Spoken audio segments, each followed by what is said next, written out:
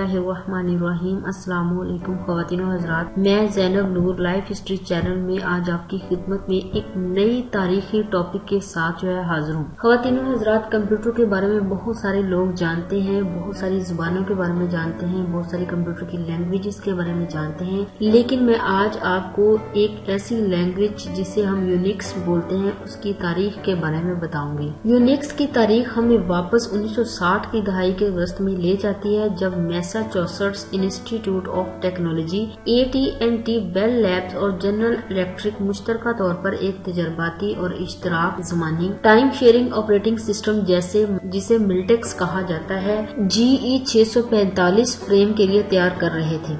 ملٹیکس نے کئی اختراعات متعارف کروائے، لیکن ان میں بہت سارے مسئلے مسائل بھی تھے۔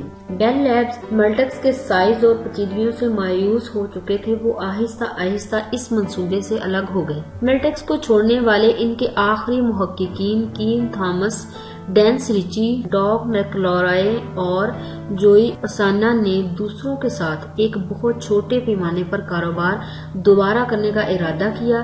1979 میں ڈینس ریچی نے یونکس کے متعلق اپنا ایک نقطہ نظریہ پیش کیا۔ خواتین و حضرات، 1969 کے آخر میں بیل لیبز MIT اور جنرل الیکٹرک کے ساتھ وقت کا اشتراک کرنے کا نظام پورا تیار کرنے کے منصوبے پر کام کر رہا تھا۔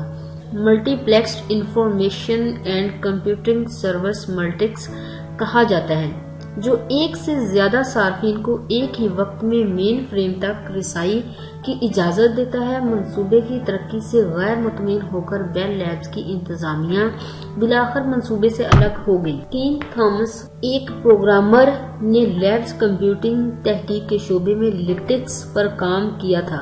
انہوں نے اپنا آپریٹنگ سسٹم لکھنے کا فیصلہ کیا، جبکہ اسے اب بھی ملٹیکس تک رسائی حاصل کی تھی۔ انہوں نے نئی فائل اور پیجنگ کے نظام کے لیے مجازی لکھا، وقت کی ضرورت ہے۔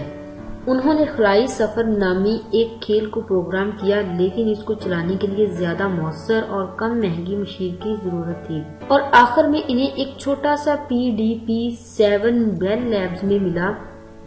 PDP-7 پر 1969 میں بیل لیبز کے محققین کی ایک جماعت نے، جسے قیادت تھامس اور ریچی سمیت روڈ کینیڈی کر رہے تھے، نظام مرتب کے مطابق فائل سسٹم، کمپیوٹر کے عمل اور اعلیٰ کی فائلوں کے تصورات، ایک کمانڈ لائن کے ترجمان، کمانڈ لائن انٹرپریٹر اور کچھ چھوٹے چھوٹے مفید پروگراموں کو تیار کیا۔